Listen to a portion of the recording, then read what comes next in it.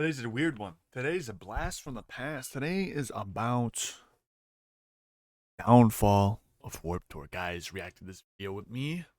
Just checking it out on stream. Link in the description. Twitch.tv/5. We got merch in the description as well. If you guys buy any merch, tag me on Twitter. Twitter also.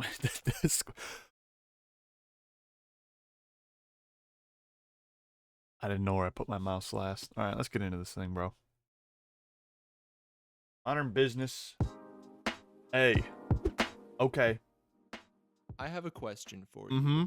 Have you ever been to Warp Tour? Several I hope times. your answer is yes, because it's All the never time. coming back Yep. and was the greatest music festival to ever exist. It If was you're watching this, my awesome. deepest hope is you got a chance to go at least once. But if you weren't so Thank lucky you here, boys. and never got to We're go, in for the long allow haul. me to paint a picture of how it felt to attend the iconic Vans Warp Tour. Yes, sir. For kids who shopped at Hot Topic, going to Warp Tour There's was like BBB. Christmas, except way better, because you got to see all your favorite bands in one place, hang out with your friends, and escape your parents. Why did they It was the close? Why one did day they out of stop the doing year it? where kids immersed in alternative culture got Been to going feel to at that thing home since I was like instead of 2013, feeling alienated. 2012. Upon walking in, you'd see a giant inflatable. I'm talking big. You can't Wage miss War. this thing. And the inflatable gave you information such as It what was kind there of one bands time. would Asking be Alexandria. playing Attack and Attack what was there one stage they'd time. be Escape the playing on. Fate. But by the time you got Falling inside in the venue, Reverse. usually around 11, 11:30, some bands were already playing. So you'd have to run in, reference the inflatable, then sprint to the stage your favorite band was playing on. Monster The whole Energy environment stage was chaotic, crazy. out of control, and everything I wanted as a teenager. I have so many great memories surrounding Warp Tour, from making my mom drive me to getting socked in the face by random strangers. But my favorite memory by far is this. So for many of the years I attended Warp Tour, they had this thing going on where you could drink as many monsters as you wanted for free, which sounds insane because it was. I thought they were But Tor no matter waters. how old I get, I'll never forget the year I crushed 2 monsters back to back and then immediately entered a mosh pit for this wild band called the Chariot. I was an animal out there, and I felt so alive, despite it being over 100 degrees on a blacktop in the middle of summer. But fast forward to 2022, and that's all Warp Tour is. Just a collection of memories. But when it comes to the death of Warp Tour, It's I have sad, one bro. question. Why? If everyone loved it that much, I remember there's this one story. All right, I was at it was not a Falling in Reverse set. I believe Chelsea Grin was on set. I believe. Maybe that was Mayhem Festival actually. No, that wasn't Chelsea Grin. That was Attila. Yeah, it was Attila. Remember this one? I was in a mosh pit. 13-year-old me going ham, going crazy, right? Get socked so hard in the throat. Couldn't breathe for like an hour, bro. Like, like I couldn't. So hard in the throat. Dude was like, "Oh my god, are you alright, bro? You're got me like he bought me food. Like he hung out with me for like I don't even know who this dude was. Sucked me so hard in the throat, and that guy never. I don't even know that guy's name. But that's just a memory that's gonna stick with me for the rest of my life. I guarantee you, he's probably already forgotten it. But like for me, like this dude, we're just going ham in the mosh pit. Moshing, and he hit me in the throat, and immediately he goes, "Oh my god, dude, I'm so sorry." And it wasn't like it was just big dude, bro. Like this guy could have ate me at 13 years old. Like this dude was huge. He bought me like food, drink, made sure I was okay at the medical tent. Like, it was really cool because I got these things when I was at the medical tent. They're called Tor waters. They're actually just Monster Energy cans with water inside of them. There wasn't actually monster. It was Tor water. I don't know. This is a great memory of mine. Oh, Dance Gavin Dance was there. That was a great show. The one time I saw them. In Flames. No, I don't know if In Flames is in yet. There was one where I went to when I was real little, and I believe either it was Good Charlotte or Sum 41. I'm not quite sure. I didn't know any other bands at the time, but I believe it was either Sum 41 or Good Charlotte. It was it was like 2006 or something like that. Whatever. Going back. why'd it have to end? To get an understanding of why Warp Tour fell and whether or not it could have been prevented, we'll have to go back to 1995 when Kevin Lyman founded Warp Tour. On August 4th, 1995, the first Warp Tour show took place. It was held in Salt Lake City, Utah, at a venue called Seaweed. Salt Lake Air. But this show and the entirety of the 95 Warped Tour run was far from glamorous. In fact, it was so bad, this is what Kevin had to say about their initial outing. "We probably should have played 2 to 3 dates and gone home, but Kevin isn't a normal person who makes normal decisions. So after Warped Tour's first run in 1995, he took a hard look at things and saw the tour had far underperformed their expectations and noted they actually lost money when it was all said and done. Where most people would see this as a logical stopping point, Kevin, with his do-it-yourself punk mentality, saw it as just another challenge to overcome. So he immediately began searching for solutions. But before we get any Sleeping with further, Sirens was I need to awesome give Warped too. Tour's founder, Kevin Lyman, a proper character introduction, because this whole thing wouldn't exist if it weren't for him. Before starting Warped Tour, Kevin was just your average working class guy trying to get by in life. He worked in a number of clubs throughout Los Angeles, California, putting on all kinds of shows and promoting artists, and he did this for over a decade. At one point, he ran up to 320 shows a year for a company Damn. called Golden Voice that went on to found Coachella. But when Kevin was working for them, Golden Voice was the premier underground promoter in Los Angeles. They basically worked with all the bands no one wanted to promote or book, which began with punk and speed metal shows in the late 80s, but by 1991 transferred over to the alternative scene, with the rise of bands like Jane's Addiction and Red Hot Chili Peppers. At this point, in the early 90s, the LA alternative scene was exploding, and Kevin was right there in the middle of it all. That year in 1991, alternative rock band Jane's Addiction decided to call it quits. To commemorate their time as a band, they went on a monstrous farewell tour, but in the process, accidentally created a music festival you've probably heard of, called Lollapalooza. Kevin was Wow. asked to help out and be part of it. He served as the initial stage manager for the tour, but also kept his job in the LA clubs so he could have an idea of what was going on in the underground. But after managing Lollapalooza for a number of years, Kevin was forced to make a tough decision. At this point, he had a wife and a child on the way, and for a split second, he thought about trying to find a real job.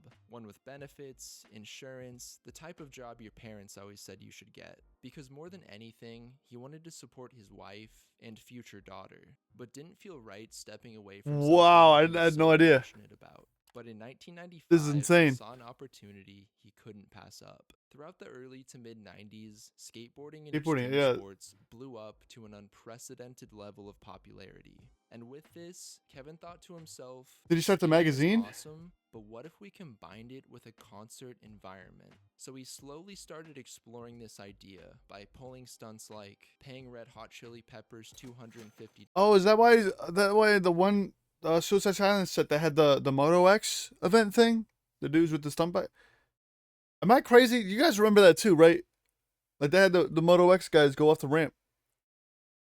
Maybe I'm crazy. to Maybe I'm perform crazy. on a skate ramp. Or this one time, he had Pennywise and Social Distortion play on a mountain while people snowboarded. But it was in March 1995 when Kevin had an epiphany that changed his life. He says the concept for Warped Tour had already been formulating for many years by this time, but it was at this particular event called a Board Aid, where people snowboard for various charities, that Kevin felt this ultimate sense of clarity. Earlier that day, someone mentioned that this thing called the X Games was being formed, which would only further popularize skating and extreme sports. And at that moment, he knew what had to be done. Kids were snowboarding, throwing snowballs, and most importantly, there was a stage set up and a band playing during all of it. It became obvious to him that the convergence of music and extreme sports was the future. He thought, if we don't put on our own event like this, we'll be working for somebody else forever. Sitting in the snow next to his friend Greg Teal, Kevin said, "I think we should do a tour where we bring skateboarding and music together." At that exact moment, the real job he thought about getting was put on the back burner, and got to work coordinating the first Warped Tour. When Wow. first trying to come up with a name for Warped Tour, Kevin thought about calling it The Bomb, but due to an unfortunate event in Oklahoma around that same time, Oh, he Oklahoma decided City the name was bombing. distasteful and would garner negative attention. So with permission, he borrowed the name Warped So they like from the leveled that magazine whole he used apartment to building. work for. But the first Warped Tour run in 1995 was practically unrecognizable compared to what it would become. Turnouts were minimal, ticket sales low, and they were operating on a basically non-existent budget. Even though some bands received exposure through the tour, everyone involved was taking a financial bath. But there was one thing that saved them from going under. This shoe right here. Fuck. Oh, Vans. the skateboarding However, shit. one thing most Oh, people that's how they're don't know connected. is that it was almost called the Calvin Klein Warped Tour. It's really got a ring to it, huh? But all jokes aside, Kevin's ex-partner tried to convince him that Calvin Klein would be the best sponsor for Warped Tour, which of course didn't end up happening because Kevin knew Calvin Klein didn't mesh well with Warped's punk mentality and knew they needed a brand that better fit the tour's image. It was around this time he got a call from a guy who was trying to help raise money for the tour, and he said, "Vans wants to meet with you, Kevin." So he hopped in his car, drove down to the Vans warehouse, and met with Walter Skonfeld, one of Vans' original CEOs. After some Holy discussion, shit. they discovered they were in similar boats. Why did it go Kevin downhill, wanted though? to put on a tour, but had no money or sponsor. And Vans wanted to expand their customer base and brand image, but lacked an appropriate channel to do so. Within 15 minutes of meeting, a verbal agreement was made that Vans would become the sponsor of Warped Tour. Once they secured Vans as a sponsor and embarked on the next run of Warped in 1996, it was clear Sorry they if you were guys onto heard that something slurp. big. With a I mean to larger do all that. budget, more time, and more planning, they were able to take Warped from a failing music festival to a staple in alternative culture in just Right. a number of years. And the reason for that is, Warped Tour was different from any other music festival I've ever seen, because it was truly a launchpad for many bands' careers. A lot of bands who got huge from playing Warped prior to that had very few eyes on them. And I'm not talking about small, independent bands. I'm talking about bands like Paramore. Sum That's right. 41, So, okay. Blink-182. Okay. So, I'm not crazy then. It was Sum 41. Blink-182 is a legendary band, by the way. Horrible live. Bands such as them were able to grow to absurd heights thanks to Warped's exposure. And as those bands grew, it also helped Warped Tour grow. So it was almost like a never-ending cycle. But when Warped was starting out, the lineups were quite a bit different from what they'd evolve into. The early bands consisted mostly of skate punk and third wave ska, but as time wore on, they began to focus more on pop punk and metalcore acts. Fucking third wave such as ska. Men, A Mice and Men. Goals, and So, there's Ollie in the band. The funny thing about Of Mice and Men, so I actually listened to Austin before Of Mice and Men when he was in Attack Attack. Not many people know that. Not a lot of people know that at all, actually. But yeah. Ollie Austin Carlisle was in Attack Attack before he got kicked out. Started Of Mice and Men, and they're both from the same area in like California. They're in the same city somewhere. Maybe they're Phoenix or something. They're West Coast. I know they're. God bless me. Listen, what am I talking about? This. and Bring Me the Horizon. But the most unique aspect of Warped was how they treated the bands. Like most festivals, Warped had multiple stages for bands to play. However, what made it so different is that even if your band played on the main stage every single day, you'd still be playing at a different time on each date. For example, a band like A Day to Remember might be the last band to play one day, but the next day, they could be playing at 11:30 in the morning as you're walking in. This gave every band a fair chance to shine and get the exposure they wanted. By the early 2000s, non-punk music had become prevalent in Warped's lineups, much to the dismay of true punk fans who began attending because of the mostly punk lineups in the past. But while they did receive some criticism for incorporating non-punk music, the tour was still growing rapidly. Metalcore, bro. It was the wave. Punk died out. At the peak of its success, Warped drew in upwards of 700,000 fans every summer. Icy Stars was booming there too. Circus, then tear it down, all in the same day, and do the same thing the next day.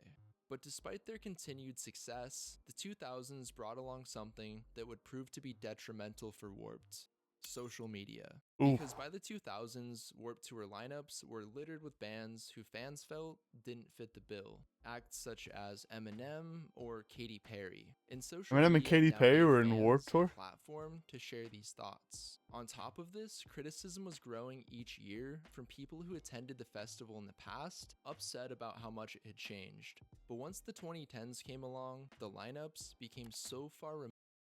Okay. Okay, who do we got here? Who do we got here? Anti-Flag, I know them. Andrew WK, I know him. Dropkick Murphys, Bring Me the Horizon, Every Time I Die, Motion City Soundtrack. I don't know who Face to Faces or Pennywise. Real Big Fish, don't know that. Street Super, Bouncing Souls. The All American Rejects, awesome. We the Kings, Breathe Carolina. Guys, if you don't know who Breathe Carolina is, they're like an alternative, like kind of like club metalcore thing. It's weird. Emer, I've heard of them. Don't really know any songs by them. Warrior Strong, Hey Monday. Parkway Drive, Pierce the Veil. There we go. Don't know that. Don't know him. Suicide Silence, Whitechapel, Philly Bow, Phil Bozeman, Dirty Little Rabbits, Never Shout Never. Wow, bro. Can't read any of these. The Casualties. Wow. Sum 41. Okay. The Word Alive. I don't know any of these other bands. These bands must all be Of Mice and Men. There we go. We Are the Crowd. Don't know them. Don't know that. Mayday Parade. I haven't heard anything from Mayday Parade. I think they're done. Yeah, I don't. There's some huge names on here. Wow. Removed from what they once were. It became pretty much all Oh, metalcore, MIW. pop punk, Let's go, and baby. emo, with an occasional MIW. punk or ska band thrown in there to make the OG fans happy. The saddest part about the Real Big Fish. Never heard of them, bro. Never heard of them. Ska Punk. Don't even know what that is.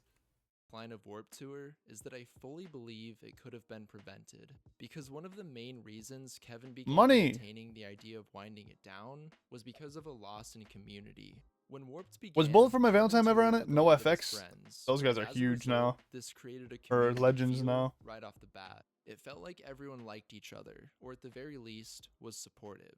And that's what Warped needed to function, an active community. But as years passed, new bands came in that Kevin had never Knuckle met before. Puck. And by this point, Kevin was in his 50s, so being a friend to these new bands wasn't really an option.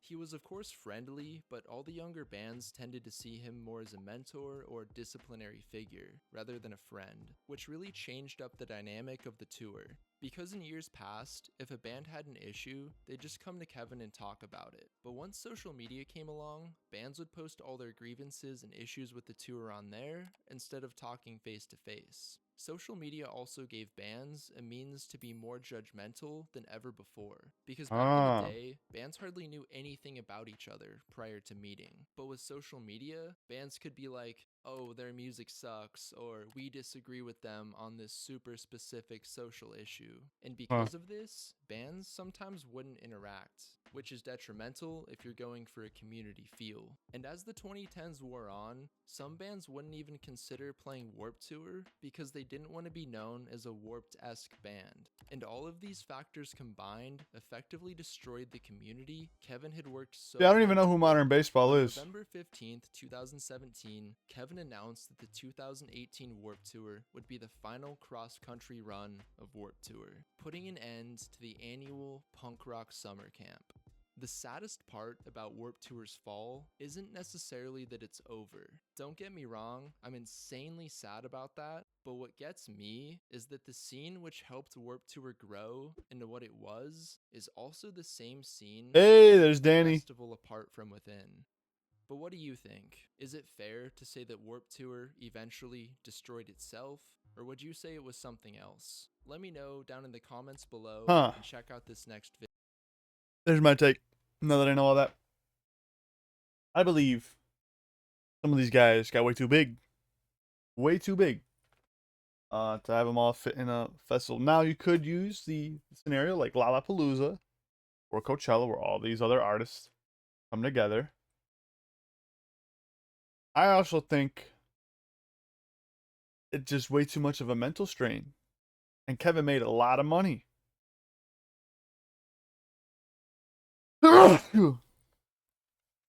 What the fuck is in this room right now? I think Kevin made a lot of money.